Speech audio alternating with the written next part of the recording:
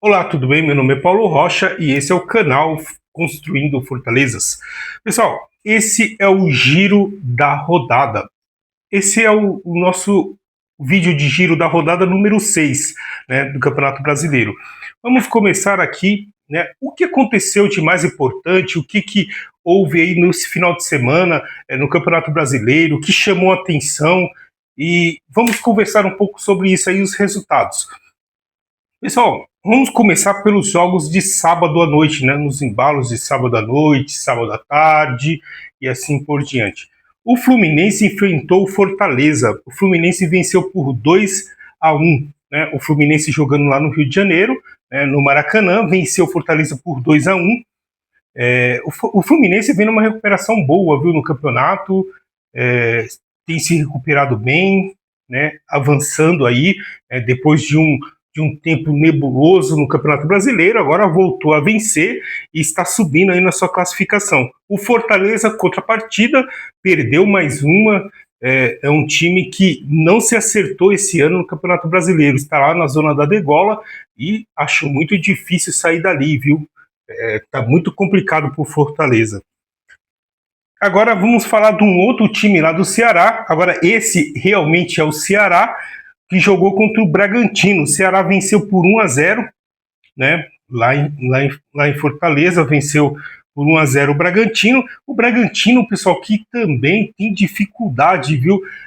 Depois da Copa do Mundo, antes mesmo da Copa do Mundo, da parada da Copa do Mundo, o Bragantino já apresentava dificuldades no Campeonato Brasileiro e agora parece que descambou.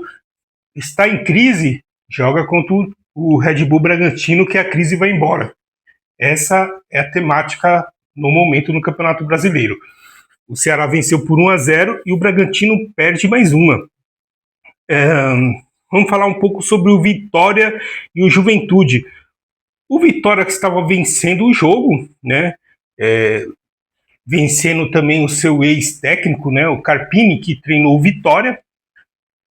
Agora o Carpini está treinando o Juventude. O Carpini ele subiu o Juventude do segundo da Série B para a Série A, né? Depois saiu, foi treinar o São Paulo, depois treinou o Vitória e aí estava livre no mercado. O Juventude foi lá e contratou o Carpini. O Carpini falou até numa entrevista aí, falou que sabe os pontos fracos e geralmente o time que treinou sabe os jogadores que tem, né, no time adversário, porque se ele treinou, ele sabe.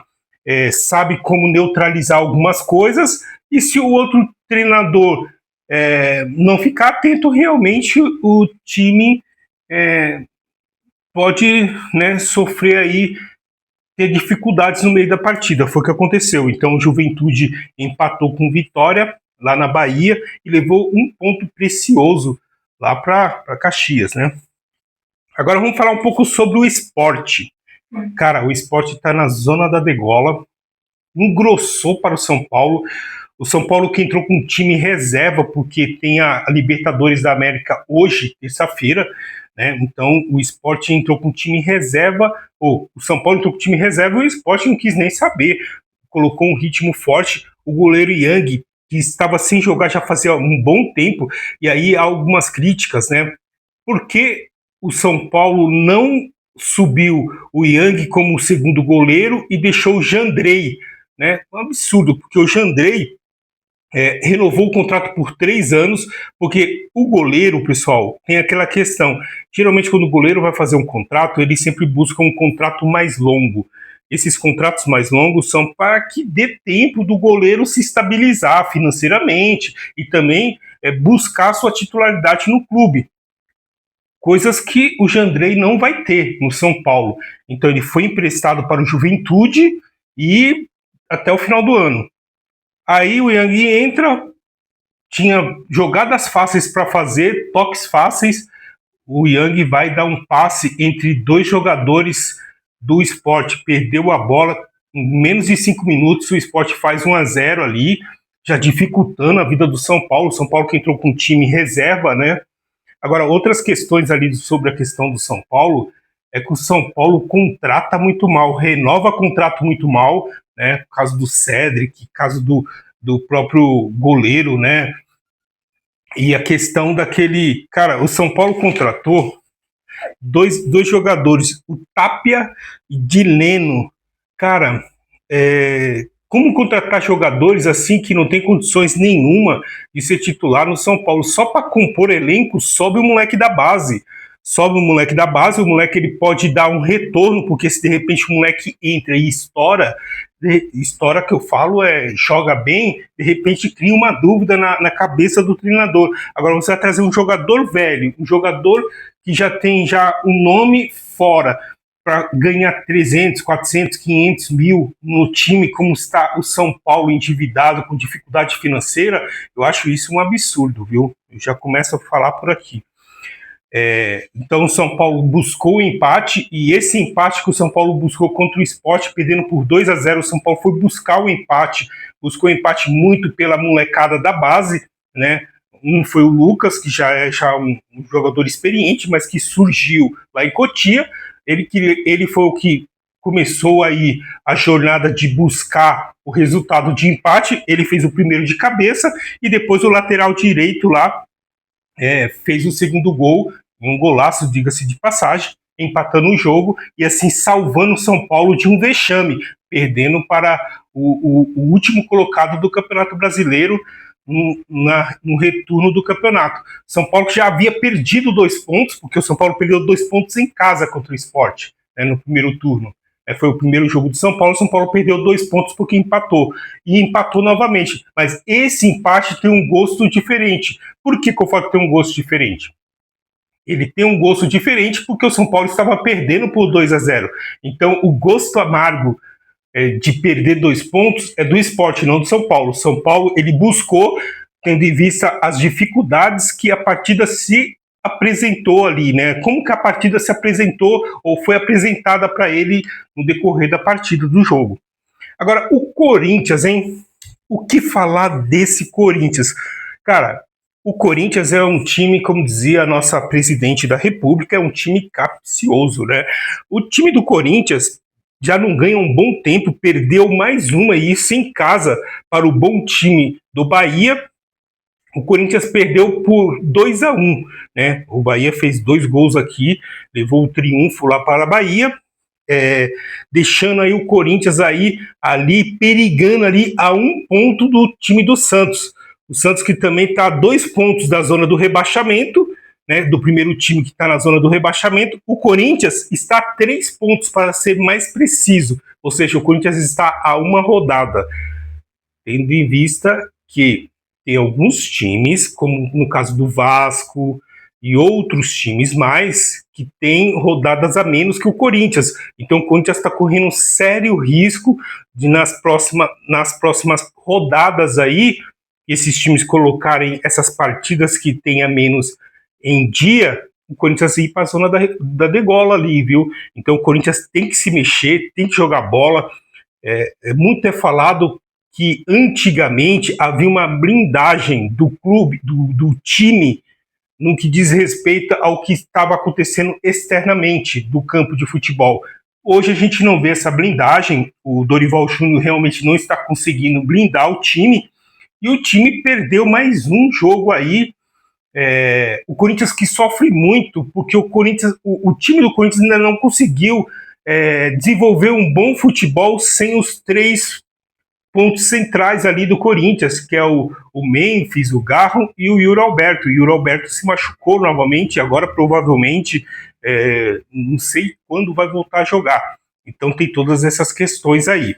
Então o Corinthians tem que abrir o olho, viu? Porque não adianta eliminar o Palmeiras da Copa do Brasil, e aí você tem um elenco curto, e você tem que dividir esse elenco que já é curto com 2 campeonatos simultaneamente. Alguma coisa vai ter que ceder aí. E abre o olho aí o Corinthians, viu? O Atlético Mineiro que enfrentou o Grêmio, perdeu por 3-1, né?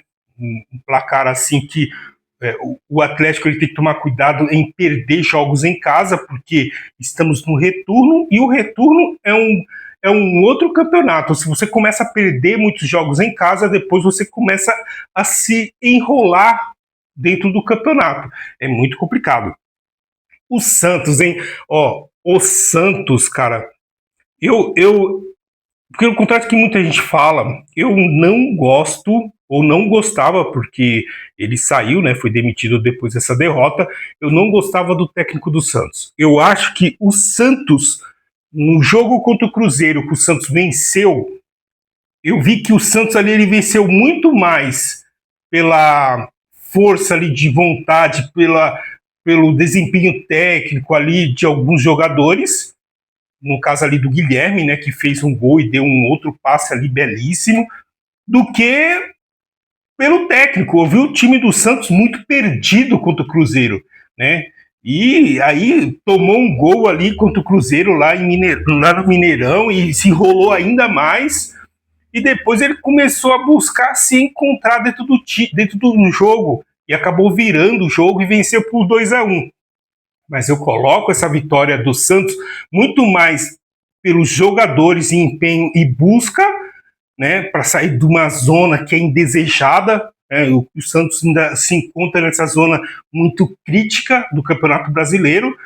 Eu coloco muito mais na conta dos jogadores ter vencido do que o técnico. Eu acho o técnico muito ruim, um técnico assim com sérias dificuldades em colocar esse time para jogar.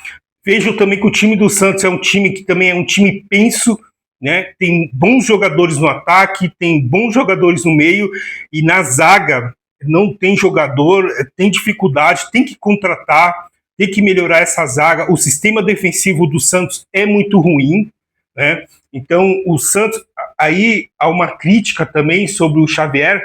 Por quê? Porque o Xavier ele trabalhou muito com o Tite, né? Ele trabalhava ele fazia parte da comissão ali do Tite, né? Do pessoal da diretoria do Tite ali de treinamento. Todos nós sabemos que o Tite é um treinador que ele tem como base muito forte o sistema defensivo. Ele começa a montar o time pelo sistema defensivo ali, para depois ir para o ataque. E o Xavier não conseguiu fazer isso, não conseguiu melhorar esse sistema defensivo do Santos. O Santos que antes do Mundial ou da Copa do Mundo de clubes, eu falei assim, o Santos está apresentando um futebol melhor aqui entre os grandes de São Paulo, né? Entre Santos e Corinthians e São Paulo, eu via que o Santos apresentou um futebol melhor, mas depois do Mundial, depois da Copa do Mundo de clubes, eu vi que o Santos ele oscilou muito entre fazer um jogo bom, 2 ruim, um jogo mais ou menos, outro ruim. Então, e aí foi acumulando péssimas partidas ruins, e por aí foi. Acabou sendo demitido. Eu acho que até demorou demais. Eu acho que não deveria nem ter contratado um treinador do jeito que contratou o Santos. Eu acho que os times eles precisam tomar muito cuidado na hora de contratar, porque você tem que olhar para o elenco que você tem e você pensar o tipo de jogador que você vai trazer, ou de treinador. Porque se você tem jogadores que têm um estilo de jogo, você traz um treinador que não tem nada a ver, você vai minar os jogadores, você vai minar o estilo de jogo do time. O Santos, que é conhecido por um jogo rápido, leve e envolvente de toque de bola, você não vê isso. Por quê? Porque o treinador é muito fraco. Agora, algumas pessoas que falam sobre o Sampaoli voltar para o Santos, eu acho que é uma boa, até pelo estilo do Sampaoli de jogar. Agora, precisa ver se vai dar certo, né? Porque tudo tem que ser visto. Agora, vamos falar e sem dizer do vexame, tá? Foi 6-0, coloquei 6-1 aqui, não sei porquê, mas foi 6-0, um absurdo, triste. Agora vamos falar um pouco do Botafogo. O Botafogo que enfrentou o Palmeiras e perdeu em casa para o Palmeiras. O Palmeiras é um time assim que mantém uma regularidade bacana no Campeonato Brasileiro, viu? Eu sei que a torcida às vezes fica chateada, fica triste porque o time perde contra um grande rival e aí tem essa questão. Mas eu penso que o Palmeiras, naquilo que eu acho como mais importante, que é o Campeonato Brasileiro e a Libertadores da América, o Palmeiras está voando. Então, eu acho que a torcida tem que dar essa credibilidade para o time e apoiar o time. nessas questões aí, né? Apoiar o Abel Ferreira, que é o grande craque aí desse time. Ele parece que ele encontrou, né, o melhor momento desses jogadores, colocou lá o Vitor Roque e o outro centroavante lá, acabei esquecendo lá do nome do camarada, mas o time do Palmeiras está jogando muito bem, viu? Parece que ele encontrou o time e agora vai ser difícil, hein, meu, parar esse Palmeiras, viu? E o Botafogo é isso. O Botafogo, cara, tá oscilando demais, né? O Botafogo, ele oscila entre fazer bons jogos. Você vê que tem jogos aí que o Botafogo faz jogos bacanas, bonito de ver, com gols, toque de bolas envolventes ali, né? Sabe, é muito bom ver o Botafogo jogar. E tem jogos que o Botafogo literalmente, sabe, tropeça. Não dá para entender muito bem. Agora, se tem um time para fechar com chave de ouro, se tem um time que merece todo elogio, né, e que é exemplo para todos os times que estão aí, esse time é o Mirassol. O Mirassol que ontem enfrentou o Cruzeiro, empatou em 1-1 em casa, né? Mas só que o Mirassol é um time que tanto em casa, lá em Mirassol, quanto fora do seu estádio, tá fazendo boas jogadas, bons jogos, na verdade, boas partidas, e não tem facilitado a vida de ninguém.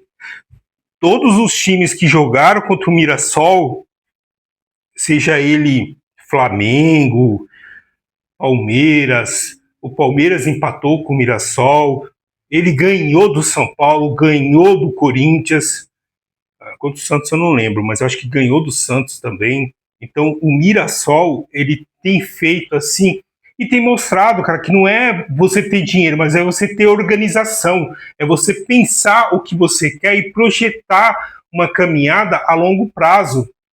Um campeonato como o Campeonato Brasileiro, você não tem que pensar a curto prazo, porque são 38 rodadas. Então você precisa pensar que você vai fazer viagem pelo país inteiro, você vai ter jogos que você não vai poder contar com todos os jogadores. E como vai ser feito essas partidas? Como que você vai jogar? Como que você vai desempenhar o seu futebol?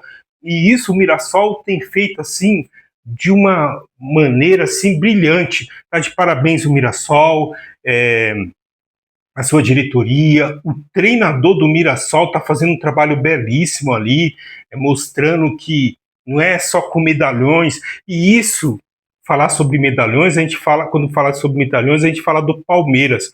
O Palmeiras faz um bom tempo que você não vê o Palmeiras com grandes medalhões no time do Palmeiras, e o Palmeiras sempre tem feito bons jogos e tem feito assim, toda temporada é uma temporada bacana do Palmeiras. Você vê que sempre o Palmeiras está mordendo um título, mordendo o outro, tendo uma classificação muito boa, assim, no ranking geral do Campeonato Brasileiro. Então, não é questão de estrela, mas é questão de você saber liderar e comandar. E um time que é composto com muitas estrelas é muito complicado. Você tem que ficar sempre administrando essa questão do ego desses camaradas. São os caras que têm o ego lá em cima.